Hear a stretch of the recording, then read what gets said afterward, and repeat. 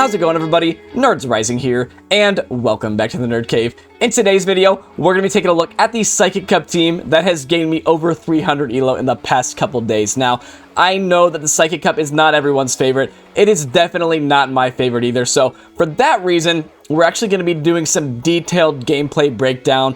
We're going to be talking about some things like move timing. We're going to talk about recognizing your win cons, predicting the opponent's teams, and various things like that.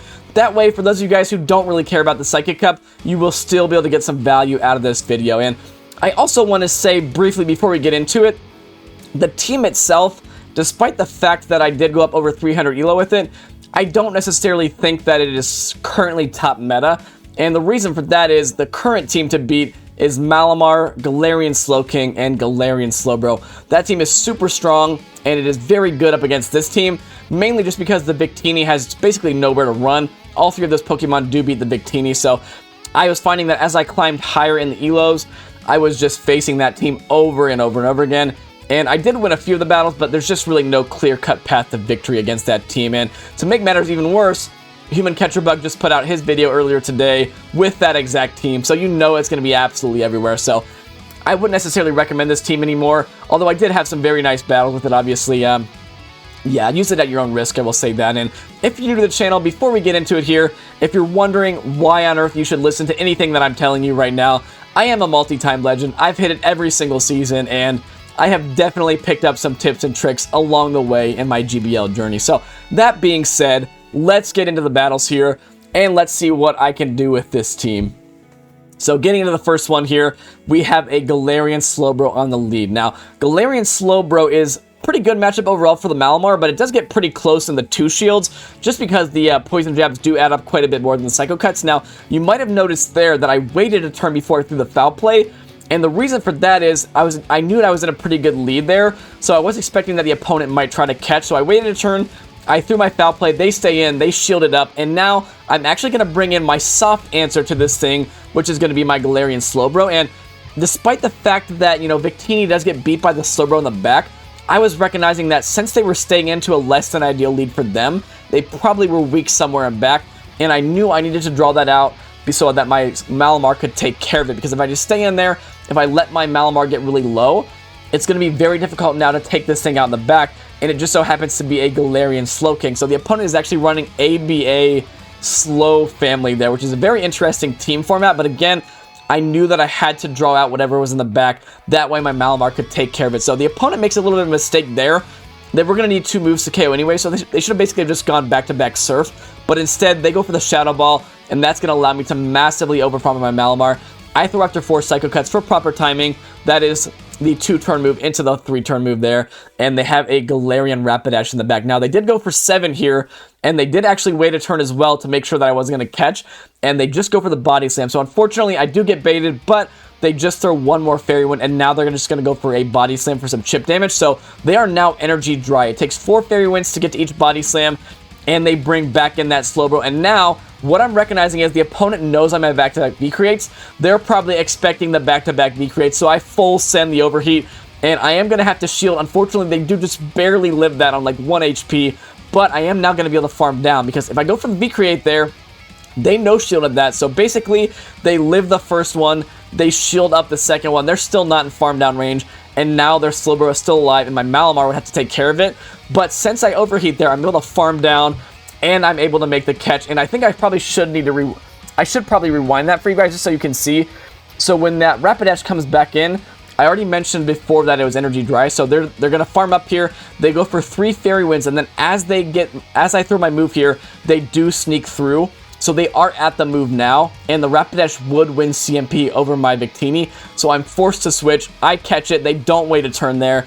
I catch the move, and they couldn't really wait a turn either. That's the thing, because if they waited a turn, I could have just clicked on my V-Create and taken them out. So they unfortunately get their move caught, and now we're going for a little bit of a BM there with the Overheat, and we take out the Rapidash. So very crazy game there in the first battle, recognizing the team, throwing on good timing, and then making the game-winning catch at the end, because I was keeping track of my opponent's energy, allowed me to win that battle. So in the next game here, really rough lead. We safe switch into the Victini, and here you're going to see me make a little bit of a mistake. What I should be doing is basically building up to the back-to-back V-Creates, and then throwing them both right away back-to-back, but instead, I go for the Overheat thinking maybe it would be enough, but Claydol is just so bulky, it's not enough. I still can go for the V-Create and grab his shield here, but the issue is, since I didn't debuff my defense right away, the opponent gets a massive amount of extra Mud Slap farm, and now they're going to have a ton of energy for when my Malamar comes back in. So, unfortunately, when my Malamar comes back in, I'm not going to be able to overfarm. Otherwise, they are going to make double Scorching Sands here. So, they throw very nicely. When you are the 3-turn into the 1-turn, or excuse me, into the 2-turn like we're doing right now, you do want to throw 1 Mud Slap and then the move for proper timing. And there, I recognize I could not overfarm. I'm forced to throw right away, and that is actually a CMP tie. So I do take them out.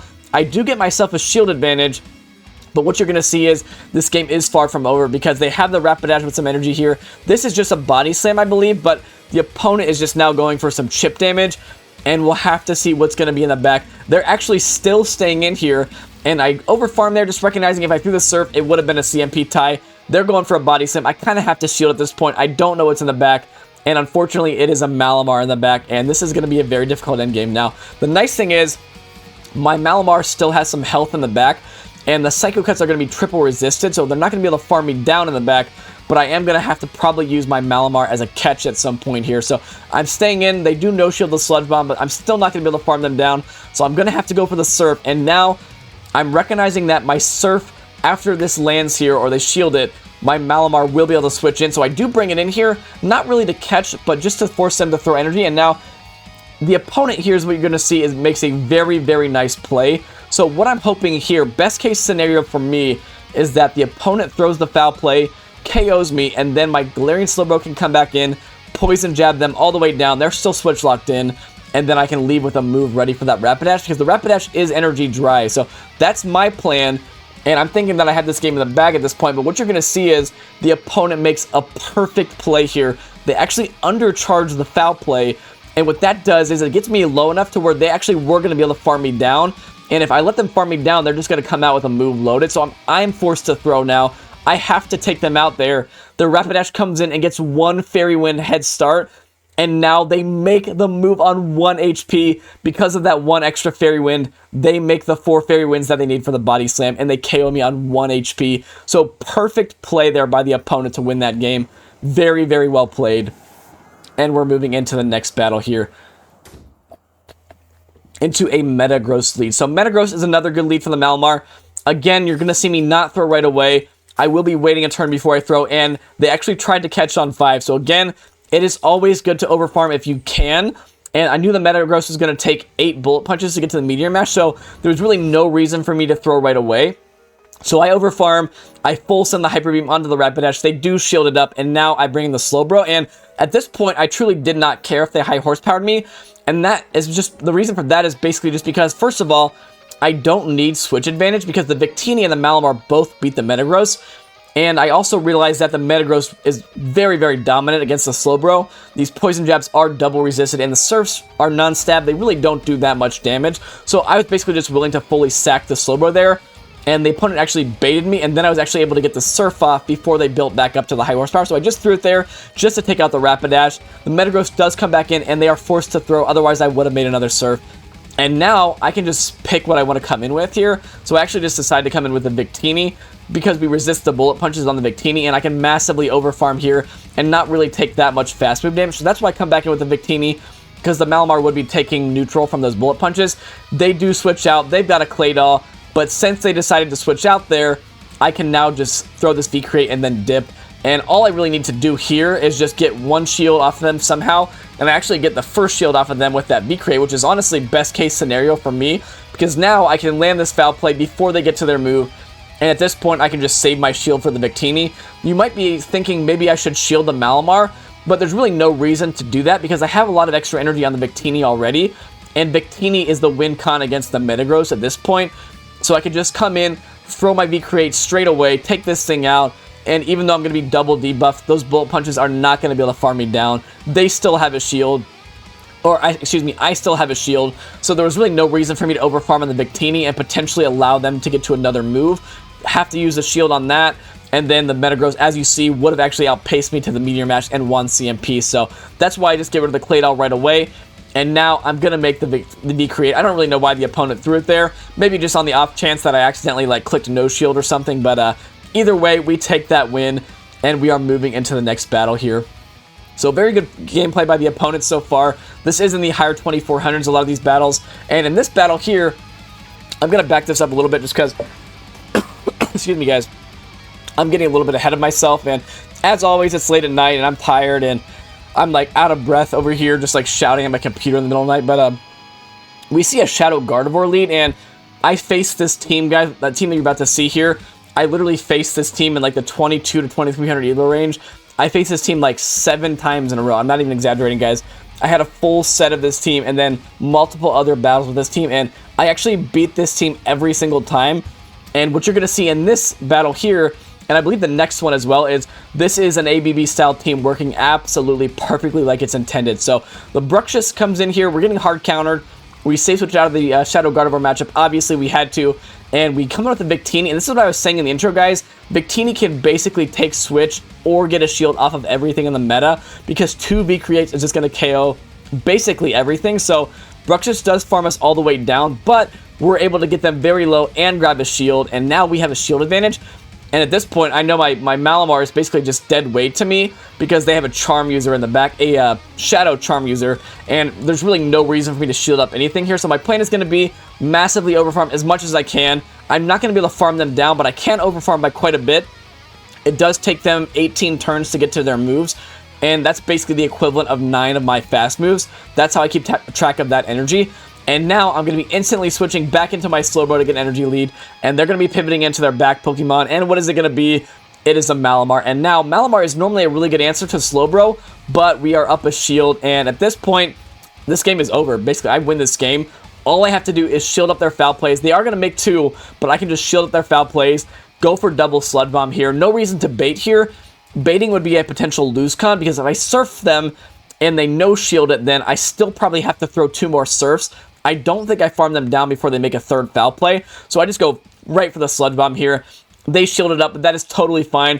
I can just slightly overfarm, go for the next one. I was counting 5 Psycho Cuts to each foul play. Sorry guys, I cannot speak. We take them out, and now their Charm Gardevoir is going to get farmed down by the Slowbro, and we are easily going to take that game. Despite the fact that we were hard countered on the lead and the swap, we managed to get it done with a shield advantage Slowbro in the end game. So very well played to the opponent. And as you're going to see, I included another battle facing the exact same team just because I faced it so often. So if you're someone that's in this elo range currently, you might find this team successful if you're seeing a lot of Shadow Gardevoir. Because again, what you're going to see, same leads, Shadow Gardevoir, we bring in the Victini, and once again, the Bruxish comes in. And the Bruxish here, again, like I said, it takes 18 turns for them to get to their move. I know they're just going to be farming down, so I farm up just before they make their move, just on the off chance if I overfarm too much, they could potentially go for an Aqua Tail before I make them back-to-backs, and then I'd be forced to shield to get off another V-Create, and that would just be extremely brutal, because as you guys saw in the last battle, it's really the shield advantage Slowbro that I really need in the end game. So if for some reason I mess up the mid game there against the Bruxish and allow them to get to a move, that's potentially a lose con for me. So again, the Malamar's coming back in. I fully do not care about it because we've already seen that there's probably going to be a Malamar in the back. So my own Malamar basically is just here to absorb this damage. And here I actually recognize that my switch clock is coming up. So I actually come in, I make the snipe with the Slowbro, I bank a ton of energy on the Malamar, but once again, they've got their own Malamar in the back, and this is going to play out the exact same way as the last one. Other than what you're going to see here is I think the opponent actually makes a really nice play. They actually recognize their only win con at this point is to call a Surf. Because again, like I said, Surf would not be enough to KO. I would have to throw 2 more Surfs if I land 1. And they actually let it go. And the Sludge Bomb does land, so that's totally fine. I'm just going to farm them down and win this game anyway. But I really like that play by the opponent, recognizing I would make 2 Sludge Bombs before they made 3 foul plays. And yeah, at this point, they're just going to get fully Poison Jab down. They can shield this, but they realize the game's over, so they just let it go. And I'm just going to farm them down, farm down the remains of the Malamar, and that's going to be a good game. So that, folks, right there is an ABB-style team working like a charm. You don't necessarily have to win Switch Advantage when you're running ABB. The goal is to at least get yourself some sort of advantage in the mid-game, whether that's Switch or Shield Advantage. Oftentimes, your back Pokemon is going to be able to sweep when you get one of those advantages. So, excuse me, guys. I'm having a rough time here. In this battle, we have a Wobuffet lead. It does take 10 counters for them to get to the return. They are probably going to be full sending it because the Mirror Coats would be triple resisted. Really no reason to bait because Wobuffet does not hit very hard, as you guys know. So here, I'm just massively overfarming. I'm recognizing that they probably are weak to this in my Malamar in the back, but unfortunately, this thing just outbulks my back line by quite a bit. So I will actually be safe switching out of here at some point, just to preserve some health and energy on the Malamar, but the opponent actually does me a massive favor, and they just safe switch out of there anyway, which is totally fine. They bring in a Bruxish, maybe not realizing how much energy I had, because I'm actually going to be able to get both of these foul plays off on this thing, force both of their shields if they want to keep it alive, and they do, and now I'm just going to bring in the Slowbro, recognizing that even though our Malamar is gone, and it would have been nice to have it up against their Wobuffet, at this point, Victini is just so strong. With a little bit of energy and double shield versus their no shields, Victini is basically going to be able to kill anything in the back. So what I actually do here, if you're wondering why I go for the Surf there, I don't actually want to KO them, because if I KO them with the Slowbro there, let me just pause it, because again, I'm getting ahead of myself. If I just KO them with my Slowbro and I leave an awkward amount of health left on it, I'm not going to make a move. So whatever they have in the back is going to come in, farm down my Slowbro. I'm not going to make a move, and even though I have 2 shields, I've given my opponent's back Pokemon a massive energy lead. So instead, what I decide to do is I go for the Surf, I leave a little bit of health on this Bruxish. They're still not going to make a move, but now my Victini is going to get a very nice energy head start and basically leave with a V-Create loaded, and now I've got a V-Create loaded, I've got 2 shields, and there's literally just nothing the opponent can do. It basically doesn't matter what they have in the back. I overfarm there, recognizing that if the opponent potentially made a catch of my Overheat, that could be a potential lose con. No reason to throw it right away. I massively overfarm. They do try to make the catch, and now I can just V-create the Wobuffet and then Overheat the Bronzong, and that is going to be all she wrote. So they're just not getting excited, not throwing the Overheat right away when I saw the Bronzong. Am I saying that right? Bronzong? It's kind of a tongue twister. But anyway, you guys see what we do here. We're going to Overheat this thing and take it out. I actually do a couple more quick attacks just on the off chance for some reason it wasn't enough to KO. And we do end up KOing it, and that's a good game. So very well played to the opponent there. Next battle, we have another Galarian Slowbro on the lead. And we'll have to see how this opponent plays this one. And this time, what you're going to see is, I think I included this one because sometimes it's awkward when the opponent brings something in that you don't really have an answer to. So what I decide to do here is just farm up, let them hit me with a move, and now, since it's on the charge move, I won't get the 1-turn switch in, and now I can bring in my Victini and actually overfarm here. I don't want to throw my V-Create right away because I actually can live 1 foul play. I wanted to preserve the Malamar for the Slowbro later on, so I saved the energy on it, and now I bring in the Victini, and they're not going to be able to farm me down since I didn't debuff myself. And I'm also recognizing that they knew they could live a V-Create, and that is why I go for the Overheat there.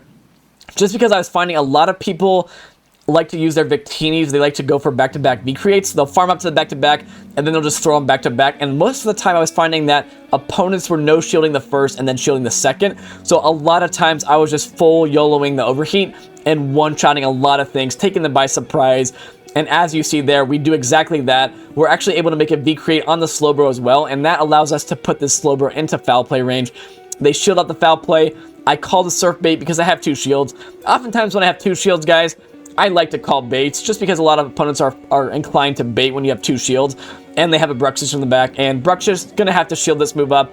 And now, even though we're going to be taking super effective from the bites, we can easily just shield up their move, Sludge Bomb them, and then we're going to farm down their Slowbro in the back, and that is going to be a GG. So I included that battle just to show you guys, oftentimes when the opponent brings in something you don't have a strong answer to, it's good to either stay in for a little bit and either chip them first or let them throw all their energy and then bring in something else. Because if I just kind of wait, maybe let them do like 2 or 3 Psycho Cuts, and then say I bring in my Victini down like 2 or 3 turns of energy, then I'm just in a really rough shape. Victini probably can't take back switch then, and then my own Slowbro would be aligned to theirs, and their Bruxish would have just destroyed my yeah, you get what I'm saying. I wouldn't have had alignment, so I would have lost that battle. So anyway, that is how I played that game. Getting a little bit ahead of myself as always. And in this battle, we have another Galarian Rapidash lead. And unfortunately, our Victini is met with a Slowking. Now, this is a situation where the opponent makes a little bit of a mistake. We're going to go back, and we're just going to get into move timing here. So, in a lot of situations, what you'll find is, even though you want to go for 1, 4, or 7, when you're going 2 turns into 3 turns, oftentimes in a fresh fight, you're not going to be able to go, 1 or 4 because you don't have enough energy. So typically I will go for 7, and it's going to take the opponent 5 hexes to get to a Shadow Ball. and the opponent throws after 4 hexes here, so I know this can only be a surf. I'm not debuffed here, so I can tank this actually, and it's still going to be a tough farm down for them. And again, like you saw in the last battle, they're probably expecting me to go back-to-back V-Create here, so instead, I go for the Overheat. I full YOLO it. I one-shot them, and I'm still going to be able to make another move against them. I actually overfarmed there to the potential Overheat, just because I recognized if I V-Created right away, they could actually probably farm them down. They could farm me down. So I commit to the Overheat, I force them to throw their energy, and at that point, they had lost switch advantage. They had no extra energy on the Rapidash, and they just fully recognized that game was over, so they surrendered there. So good game to the opponent there, but that is charge move timing at its finest. I was not going to throw my move until I got to 7 for proper timing, and I knew that 7 turns is, or 7 quick attacks for me is 14 turns, whereas 1 Shadow Ball is 15 turns, so I knew by the fact that they threw their Surf right away, before I got to my move, that it was not a Shadow Ball, and that it was only a Surf. So in this battle here, the opponent answers our Victini with a Malamar, and once again, actually this time I decided to go V-Create. Because I overfarmed massively, I go V-Create, and then I go Overheat, and I one-shot the Malamar, so that kind of was just a gut call on my part. Because I massively overfarmed, I kind of thought that maybe the opponent would think that I was going to full send the Overheat, just because after a bunch of quick attacks add up, you are in Overheat range. So the opponent did respect it, and then I went for the CMP tie on the Overheat, and they probably thought it was going to be a V-Create. I took them out, and that was just a little bit savage. I think that's why I kept that one in. Unfortunately there, I did get baited, but they're fortunately not on high horsepower. They're just on Mega Horn there, and at this point, we have the alignment that we want. I did try to go for my move there, but since I switched a Pokemon in and it wasn't during a charge move, I do get the 1-turn bring in, so my move doesn't activate. I was 1 turn behind them, and at this point, I'm just going to farm up to 100 energy here, get the Foul Play off on this Metagross, and then I will actually commit to the Hyper Beam here, because I know that the Rapidash is not in Foul Play range, so I'm going to commit to the Hyper Beam here. This is going to force them to throw their move right away. Unfortunately, I think they maybe undercharged this just slightly. They get another extra, I think they just got 1 extra Fairy Wind, but either way, they're still going to have to farm up to the back-to-back, and since I still have a shield, I can just outpace them, throw this Surf, and that is going to be a G to the G. So, sorry, in that last battle, guys, I know I didn't do a great job of commentating on this one, just because I was getting a little bit ahead of myself, but I'm trying not to make this like a 35-minute video, so I am trying to not pause it too many times, but in the next battle here, we have a Malamar lead, and I believe, is this the last battle? This actually might even be the last battle already, and I believe I included this one just to show you guys why maybe you shouldn't necessarily run this team anymore, just because, again, when you see Malamar on the lead, most often it is going to be the double slow family in the back, and it's just very, very difficult to play against. I know I need to save some energy and health on my Malamar, so I do safe switch out of there. I commit to the farm down with the Victini. I do have to shield this up, but this is just still super awkward, because regardless of how I play this, I can't just directly switch something into their Malamar, because both my backline gets beat by it pretty comfortably, so it's just kind of awkward, because I know they have the Slow King there. This time I decided to go for the safe play and just go double V-Create, and again, like I said, like you're seeing, most people are just going to be no shielding the first V-Create, shielding up the second one, and that's exactly what this opponent does. Very nicely played. By the way, shout out to this opponent. I forget the name of the trainer, but this is one of my subscribers. He actually commented on my last video and just kind of sent me a little GG after this battle. So good game, bro. Really nicely played battle, but as you see there, I go double V-Create. The opponent reads me like a book. They still have switch advantage. My Malamar is low. At this point, I just bring it in to force their energy, and I'm hoping that they stay in and let me farm them down, but no, the opponent is way smarter than that, and now I'm just not really seeing a way to win this game, because the opponent does have their own Slowbro in the back, and we are up 1 fast move here since they did switch into us, but at this point, there's just really no way I can overfarm enough to where I can outpace the Slow King. I believe that the Slow King is just about energy dry here, but when you are running Hex and you're running Surf, the first Surf is 4 hexes, and then the next 2 Surfs after that are 3 hexes, so I believe he is on his 3 cycle, so he will only be 9 turns away from his next Surf, and unfortunately the only way that I'm going to be able to outpace is if I leave with at least 2 extra Poison Jabs, and that would only leave me 4 Poison Jabs away from my Surf, and as you see, I only do 1 extra, because if I did any more than 1 extra, he would have outpaced me to another Surf, and as you see, he outpaces me by like 2 turns there, makes the Surf, and that is going to be a G to the G. So a little bit of a shorter video today, guys. Just wanted to show you guys a little bit of, kind of tactics I've been using in the Psychic Cup. Just a little bit of stuff about kind of recognizing your win cons, trying to read what your opponent has in the back, and then pivoting in and out of matchups based on what you suspect your opponent has in the back. And then oftentimes, if you have a nuke move like Overheat, and you have a Pokemon like Victini that's very spammy, a lot of people just like to go for V-Creates, but honestly, I used that Overheat so many times where I was just pretty much sure that the opponent was going to no-shield the first one, thinking it was a V-Create, and then I just nuked the crap out of them with the Overheat. That was probably the highlight of using this team, just landing Overheat after Overheat. But anyway, guys, I hope you enjoyed the video. If you do, make sure to let me know in the comments. And if you are new to the channel, make sure you subscribe, because the more subscribers we can get, the more Pokemon my wife will let me play.